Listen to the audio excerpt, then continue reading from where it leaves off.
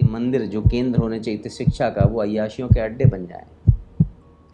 तो ऐसे में बहुत ज़्यादा शोषण होना शुरू होता है, ख़ास तौर से उनका जो शक्ति से दूर होते हैं। बुद्ध के आने के बाद तो भारत से हिंदुत्व पूरी तरीके से ख़त्म हो गया था। जैसे ही पावर कहीं पर भी केंद्रित होती है तो विखंडन, विभाजन ये होना शुरू हो जाता है। जब मुझे शक्ति मिलेगी तो जो लोगों ने मुझे सहयोग किया था, मैं उनको शक्तिशाली बनाऊं या ना बनाऊं, अब मेरे ऊपर है। मैं उनकी व्यवस्थाएं बेहतर करूं या ना करूं, ये मेरे ऊपर है। तो हम अनकंफर्टेबल ना हो, इसलिए हम तुम्हें अनकंफर्टेबल करे रहेंगे। ऐसा विद्यालय किस काम का जो आपके बच्चे को अशिक्षित और अशिक्षित बनाता चला जाए? तो ऐसे मंदिर किस काम के जो पाखंड फैलाते हैं? ऐसे केंद्र किस काम के, ऐसी व्यवस्थाएं किस काम की जो आदमी को नियंत्रित और नियंत्रित करती चली जा रही है? लेकिन एक पीढ़ी जिन प्रक्रियाओं को बनाती है, अगली पीढ़ी तक जाते जाते जाते वो क्या होती है?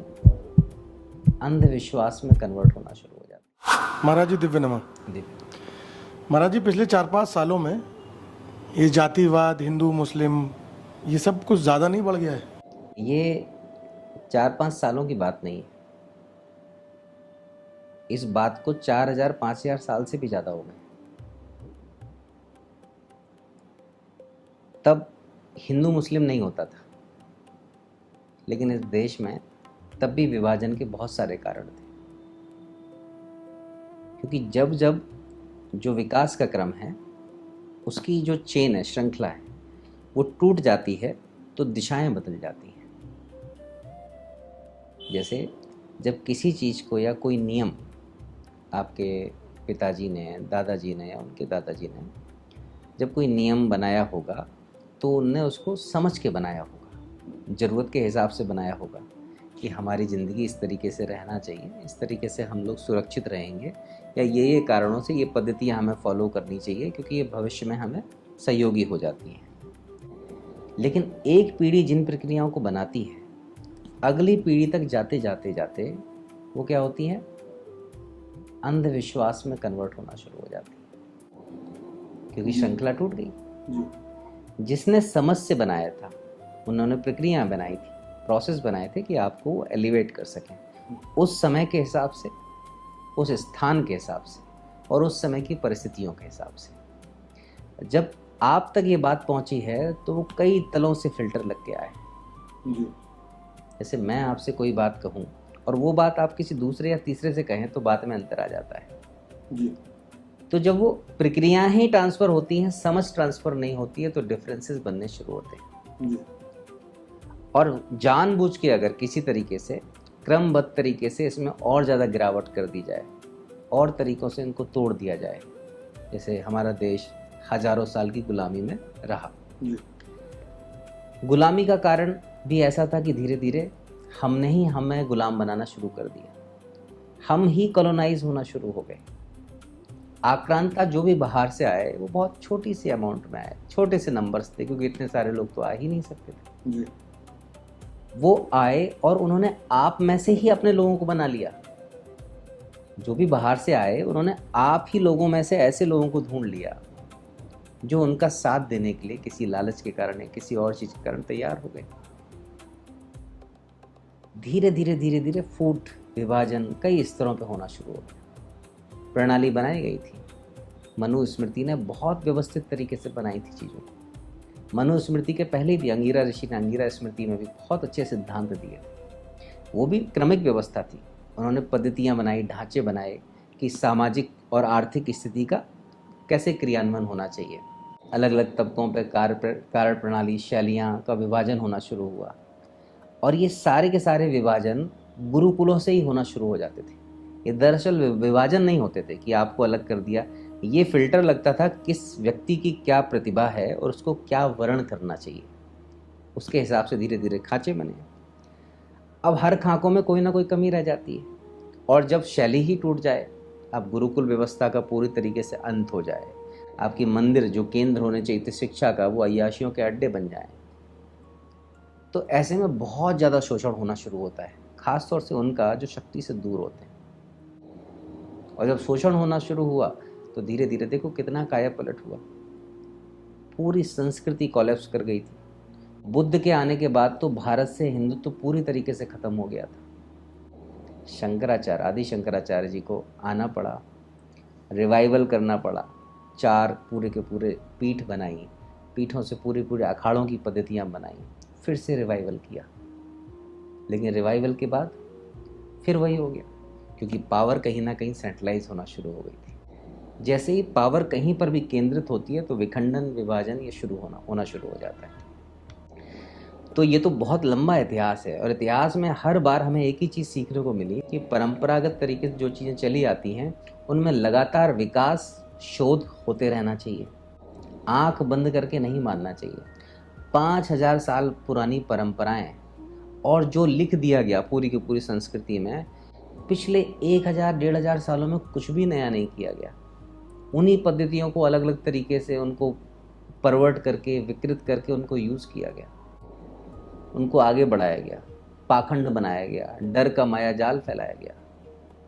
तो जो अभी 4-5 सालों की चीज़ें देख रही है, ये प्रैक्टिसेस वही हैं। वहीं से डिवीज़न शुरू होता है, डिवीज़न से कम्युनिटीज़ बनती हैं, ग्रुप बनते हैं, अलग अलग ग्रुप का इंटरेस्ट क्रिएट होता है, उनको हैंडल किया जाता है, फिर उनको उनके हिसाब से चीज़ें डिलीवर कर दी जाती हैं, पोलराइज करने की कोशिश की जाती है, बहुमत सिद्ध करने के लिए। बहुमत का मतलब क्या है कि 100 लोग हैं, अगर 60 लोग मुझे, 55 लोग मुझे, या 51 लोग मुझे, या ज़्यादा लोग मुझे सहयोग कर रहे हैं, तो इसका मतलब है कि जो मुझे सहयोग कर रहा है वो मुझे शक्ति दे रहा है। और जब मुझे शक्ति मिलेगी तो जो लोगों ने मुझे सहयोग किया था, मैं उनको शक्तिशाली बनाऊं या ना बनाऊं, अब मेरे ऊपर है। मैं उनकी व्यवस्थाएं बेहतर करूं या ना करूं, ये मेरे ऊपर है, या मैं उनको बिजी कर दूं। सत्ताओं के नियम हैं, सत्ताओं के आधार हैं। सत्ताएं कभी नहीं चाहती कि उनकी जो आवाम है, जो पब्लिक है, जनता है, वो कभी भी जागरूक हो, क्योंकि जागरूक जब भी जनता होती है तो वो सत्ताओं पर प्रश्न उठाती है। और जब सवाल पूछे जाएंगे किनसे, जिनके पास शक्ति है, तो वो क्या होंगे, अनकंफर्टेबल हो जाएंगे। और जब वो अनकंफर्टेबल होंगे तो गद्दी चली जाएगी। तो हम अनकंफर्टेबल ना हो, इसलिए हम तुम्हें अनकंफर्टेबल करे रहेंगे, तुम्हें बिजी रखे रहेंगे। अब बहुत आसान इसलिए हो गया है क्योंकि दुनिया में कहीं भी कुछ हो रहा है, आपके मोबाइल स्क्रीन पर तुरंत डिस्प्ले हो जाता है। तो तकनीकी ने थोड़ा सा इन विचारों को, इन भावनाओं को जन जन तक और ज़्यादा डीप रूटेड पहुंचाया है। तो नुकसान तो हुआ है, लेकिन प्रक्रियाएं लगभग वही रिपीट हो रही हैं। एक ही तरीके के लूप में हम फंसे हुए हैं। पूरी की पूरी संस्कृति का मेन या मुख्य ध्येय यही था कि आप खुद कैसे जागरूक हो सको, आप खुद कैसे अपनी वर्तमान स्थिति से, अपनी भावनात्मक स्थिति से मनोस्थिति को कैसे ऊपर उठा के लेके आओ। पद्धतियां तो वही होती है जो आपको बेहतर बनाए। वो पद्धति किस काम की जो आपको कमजोर बनाए? ऐसा विद्यालय किस काम का जो आपके बच्चे को अशिक्षित और अशिक्षित बनाता चला जाए? तुम तो मंदिर पर रहे हो मेरे साथ। बिल्कुल। 8-10वीं क्लास के बच्चे जिनको लिखना तक नहीं आता, जी। ऐसे विद्यालय अगर हमारे समाज में हैं तो वो क्या करेंगे? कूड़ा ही तो पैदा करेंगे। बिल्कुल महाराज। जिनका सोना निर्माण करना जिनका काम था, जिनको हीरे तराशने थे, वो उनको कूड़ा बना रहे हैं। तो ऐसे मंदिर किस काम के जो पाखंड फैलाते हैं? ऐसे केंद्र किस काम के, ऐसी व्यवस्थाएं किस काम की जो आदमी को नियंत्रित और नियंत्रित करती चली जा रही? इसका कारण कभी भी सरकारें नहीं, इसका कारण कभी भी वो नहीं है जो राजा हैं, इसका कारण वो हैं जिन्होंने उनको राजा बनाया है। किंग मेकर की बहुत बड़ी भूमिका है, और किंग मेकर कभी इस बात को समझता नहीं, क्योंकि किंग मेकर को उतनी शक्ति कभी महसूस ही नहीं होती। एक समय के बाद आदत पड़ जाती है। फ्रॉग वाला, बॉइलिंग पॉट वाला कॉन्सेप्ट सुना है कि नहीं सुना है? जी। एकदम से खौलते हुए पानी में जैसे अचानक से तुम्हें अगर डिस्कम्फर्ट दे दिया जाए तो तुम बेचैन हो जाओगे, उसके अगेंस्ट चले जाओगे। लेकिन बहुत स्लोली तुम्हें डिस्कम्फर्ट दिया जाए, बहुत धीरे से, बिल्कुल व्यवस्थागत तरीके से तुम्हारी हर एक परिस्थिति को, तुम्हारी हर एक सुविधा को, हर एक रिसोर्स को धीरे धीरे ख़त्म करना शुरू कर दिया जाए, तुम्हारे मन को नियंत्रित करना शुरू कर दिया जाए। जैसे पानी को में मेंढक को डाल के धीरे धीरे गर्म करो, वो बिल्कुल विरोध नहीं करता। तो धीरे धीरे पानी गर्म होता है तो एक स्थिति में आके वो गर्मी से एडजस्ट करते करते, सर्दी गर्मी को एडजस्ट करते करते उसकी बॉडी थक जाती है। और जब पानी बहुत भी बॉयल हो जाता है ना, तब भी वो बाहर निकलने की कोशिश नहीं करता, मर जाता है। यही ऐसा ही हम सबके जीवन में हो रहा है। हमें आंख बंद करने के लिए अब ज़्यादा संसाधन दे दिए गए हैं। 8 से 10 घंटे हम अंगूठा घिसते हैं आंख बंद करके। हर रील पे हमारे विचार बदल जाते हैं, भावनाएं बदल जाती हैं, ओपिनियन बदल जाता है। आज ये अच्छा है, कल वो बड़ा ख़राब हो जाता है। परसेप्शन क्रिएट होता है, बिजी रहते हैं। 8-10 घंटा अगर आपका मोबाइल स्क्रीन पे पूरा का पूरा दिमाग लग रहा है, आपकी क्रिएटिव एबिलिटी ज़ीरो है। मतलब आप कुछ भी रचनात्मक नहीं कर सकते अपनी ज़िंदगियों के साथ। आप ख़त्म हो गए मानसिक रूप से। अब जो बचे कुछ घंटों में आप काम करने की कोशिश करते हो, तो वो वही रिपीटेड घिसा पिटा काम करने की कोशिश करते हो।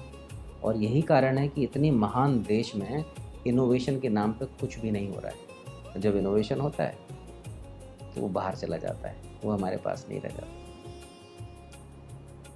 तो व्यवस्थाएं। तो महाराज जी, आपको फिर ऐसा लगता है कि, या मुझे ऐसा लगता है कि कोई आना चाहिए जो इस पूरे प्रकरणों को बदल के रख दे। ये जो कोई आएगा वाला कॉन्सेप्ट है, कोई आएगा जिसको हम आइडल मानेंगे, जिसको फॉलो करेंगे। लोगों ने फॉलो